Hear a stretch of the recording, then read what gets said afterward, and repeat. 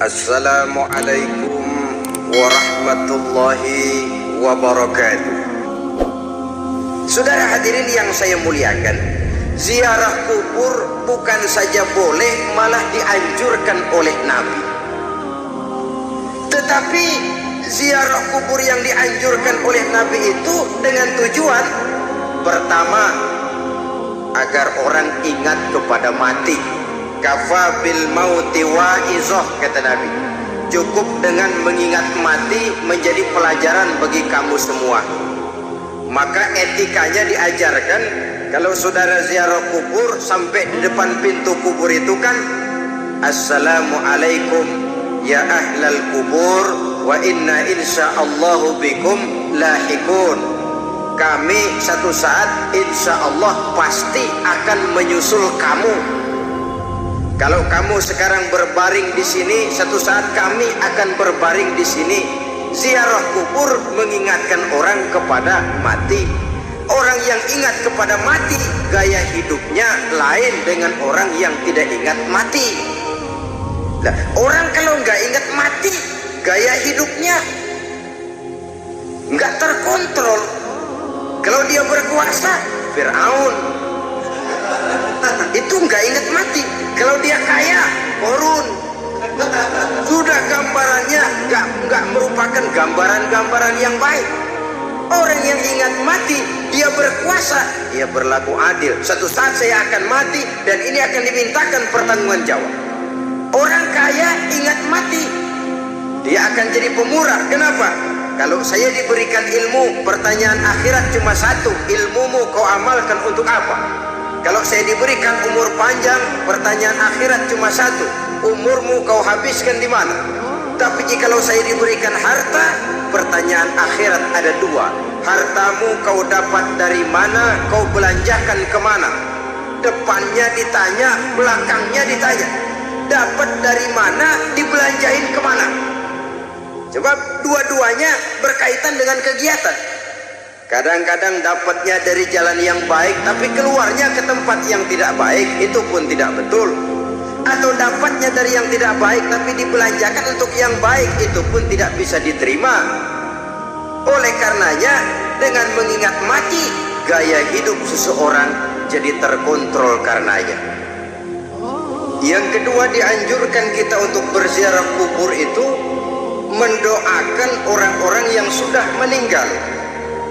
Mal mayyitu fi qabrihi illa kal gharikil mutaghawis, kata Nabi.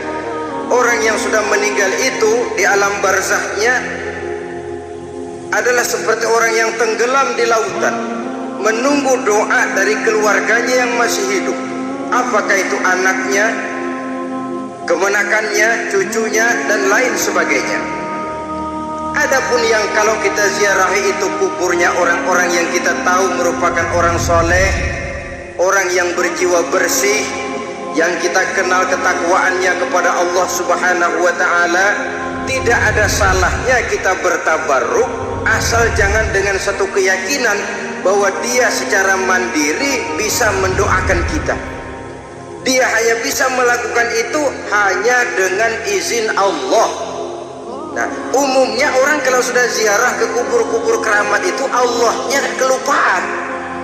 Itu yang dikhawatirkan merusak dan mengganggu akidah. Sehingga di awal-awal perkembangan Islam, Nabi pernah melarang orang ziarah kubur itu. Ini bisa kita simak dari hadis, kuntu nahaitukum an ziyaratil qabri fazuruha. Dahulu aku pernah melarang kamu untuk ziarah kubur, adapun sekarang kalau mau ziarah, ziarahlah kamu. Kata-kata dulu aku pernah melarang kamu itu menggambarkan bahwa pada permulaan perkembangan Islam, nilai keimanan para sahabat masih rapuh, masih lemah, masih memerlukan pembinaan. Sehingga kalau mereka sering ke kubur, dikhawatirkan mereka minta kepada kubur. Nah, tetapi tatkala nilai keimanannya sudah mapan, sudah kuat, kata Rasul, fazuruha. Adapun sekarang kalau mau pergi berziarah, ziarahlah kamu. Saudara hadirin yang saya muliakan, jadi jangan melupakan Allah. Saya bisa saja berkata, Kalau saya misalnya pakai cincin, lalu saya bilang, saya sejak pakai cincin ini, jangan anak gadis, nenek-nenek ngelihat saya lemes. Atau sejak pakai cincin ini, dagangan laris bener. Cincin itu yang menggelincirkan akidah. Untuk tidak tergelincir, orang harus tidak melupakan Allah. Dia bisa berkata, alhamdulillah, Allah memberikan keistimewaan kepada batu cincin saya. Batu cincinnya tidak apa-apa, Allah yang memberikan keistimewaan. Ini dalam bentuk yang langsung. Dalam bentuk yang tidak langsung kita bisa lihat, misalnya kalau petani ditanya, ini bisa panen besar ini rahasianya apa, Pak? Oh, pupuk urea. Pupuk urea. Nah, Allah nomor 16. Seorang petani yang baik keimanannya, dia akan berkata, kami bisa panen besar karena izin Allah. Lah, kalau pupuknya mah pakai pupuk urea, izin Allahnya dulu, baru kemudian pupuknya nyusul. Jadi sebenarnya bukan cuma pergi ke dukun yang bisa merusak keimanan, pergi ke dokter juga bisa loh merusak keimanan. Kalau berkeyakinan bahwa dokter itulah yang memberikan sembuh, kenapa akidah saudara tidak tergelincir karenanya? Dokter hanya memberikan obat dan resep, sembuh itu datangnya dari Allah. Ini yang diungkapkan lewat lisan Nabi Ibrahim alaihissalam, wa idza maridtu fahuwa yashfini. Apabila aku sakit, dialah Allah yang memberikan sembuh. Memberikan sembuh. Jangan juga menyalahartikan ayat ini. Ada ayat begini sakit terus nekat. Udah nggak usah berobat dah, emang penyakit dari Tuhan, ntar waktunya baik ya baik dah. Udah ampek terus dah. Orang yang berobat saja belum tentu sembuh, apalagi yang tidak berobat. Sama juga orang nggak sembahyang kita ajakin ngotot, lu juga yang sembahyang belum tentu masuk surga katanya. Lah yang sembahyang belum tentu masuk surga, bagaimana cengoran lu yang nggak sembahyang?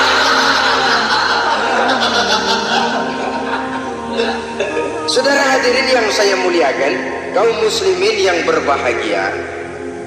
Jadi dengan demikian, maka jangan menghilangkan Allah. Kita, ajaran pokok dalam Islam adalah ajaran tentang tauhid. Nah, tauhid ini menyangkut mengesahkan Allah, baik di dalam zatnya, baik di dalam sifatnya, baik di dalam perbuatannya, baik di dalam beribadah kepadanya. Tauhid dalam ibadah itu ada. Tauhid dalam zat artinya zat Allah itu tidak tersusun, tidak terdiri dari bagian-bagian yang bisa dipecah-pecah. Ya seperti kita ini kan ada kepala, ada kaki, ada tangan. Allah tidak tersusun zatnya dari bagian-bagian. Esa zatnya tidak bisa dibagi-bagi. Esa sifatnya artinya Allah itu sifatnya tidak pernah berubah. Sejak dahulu sampai sekarang, Allah itu cinta kepada orang beriman yang melakukan kebaikan, dan Allah benci kepada orang kufur yang melakukan kejahatan. Mustahil satu saat Allah berubah. Orang kufur yang berbuat kejahatan didemenin, orang mukmin yang berbuat kebaikan dikeselin. Misalnya tahun 2000 Tuhan giliran jengkel sama orang mukmin. Itu mustahil, dia esa di dalam sifatnya. Lain dengan sifat kita manusia. Sifat kita ini kan relatif. Ada saatnya kita senang, lain saat yang kita senang betul kita caci maki. Hari ini kita caci maki, besok kita puji. Lihat teman kaya, habis kita omongin, boleh jadi dia kaya, kenapa? Dukunnya 36. Begitu kita habis caci maki begitu, dia datang ngasih duit sama kita. Cacian itu bisa berubah menjadi pujian. Lu ya emang bukan main dah. sifat kita itu relatif, bisa terpengaruh oleh situasi dan kondisi. Saudara hadirin yang saya hormati, kaum muslimin yang berbahagia, Allah juga esa di dalam perbuatannya. Artinya di dalam menciptakan apapun yang akan diciptakan oleh Allah, di dalam melakukan apapun yang akan dilakukan oleh Allah, tidak terikat kepada faktor lain, tidak memerlukan bantuan lain. Dia adalah mutlak. Nah, kemudian kita mengesahkan Allah dalam zatnya, mengesahkan Allah dalam sifatnya, mengesahkan Allah dalam perbuatannya. Belum tentu berarti kita mengesahkan Allah dalam ibadahnya. Sebab banyak orang yang yakin betul Allah itu esa, teguh dengan pendiriannya. Tuhan lu siapa? Allah. Allah bagaimana? Esa. Gimana kalau dua? Kagak. Tiga? Enggak. Mantap. Soal tahlil paten. Tapi dalam ibadah kadang-kadang dia tidak mentauhidkan Allah. Ini makna wa ma umiru illa liya'budullaha mukhlisin. Kami tidak memerintahkan kepadamu kecuali untuk beribadah kepadaku, kata Allah, dengan ikhlas. Beribadah kepada Allah dengan ikhlas itu artinya apa? Beribadah hanya untuk Allah saja. Nah, kalau hanya untuk Allah saja, lalu kita minta berdoa di depan kuburan orang yang soleh, apa syirik? Tidak syirik. Kalau kita berkeyakinan bahwa orang tempat kita memanjatkan doa itu hanya bisa mendoakan kita dengan izin Allah. Dia sendiri tidak punya kekuasaan apa-apa. Tanpa izin Allah dia tidak bisa berbuat apa-apa. Itu tidak menyebabkan orang menjadi syirik. Sama saja dengan kalau saya berkata tadi, alhamdulillah Allah telah memberikan keistimewaan kepada batu cincin saya. Apa salahnya Allah memberikan keistimewaan kepada benda-benda mati? Allah memberikan keistimewaan kepada Hajar Aswad, benda mati. Allah memberikan keistimewaan kepada Masjidil Haram, benda mati. Allah memberikan keistimewaan kepada Ka'bah, benda mati. Orang tawaf keliling Ka'bah, sembahyang di Masjidil Haram, sujud menghadap kepada Ka'bah. Apakah jadi syirik? Tidak. Kita tidak menyembah Ka'bahnya, kita menyembah yang punya Ka'bah itu. Nah, di sini kita lihat bahwa fungsi Ka'bah hanya merupakan wasilah. Tapi kalau Allahnya kita hilangkan, jadilah kita penyembah batu. Hanya saja batu itu berbentuk 4 bernama Ka'bah. Sa'i, orang yang melaksanakan haji, lari-lari antara Safa dan Marwah, amalan apa itu? Seakan-akan kita menghormati bukit-bukit, gunung-gunung. Tapi bukan itu yang kita tuju dalam pelaksanaan sa'i itu. Yang kita tuju adalah ini perintah Allah, Allahnya yang diutamakan. Maka hal semacam ini tidak menyebabkan orang menjadi syirik dan tergelincir dari tauhid. Tapi kalau ziarah kubur dengan niat cari buntutan, cari nomor yang cocok, ini niatnya saja sudah salah. Nah, kalau berangkat dengan niat yang salah, sampai di sana saya yakin, seyakin-yakinnya amalannya pasti salah. Lah, kubur yang diziarahin bukan kubur orang soleh. Yang mana ada orang soleh ngasih kode buntut. Ada juga orang salah, bukan orang soleh itu. Kadang-kadang dia nggak tahu kuburan siapa.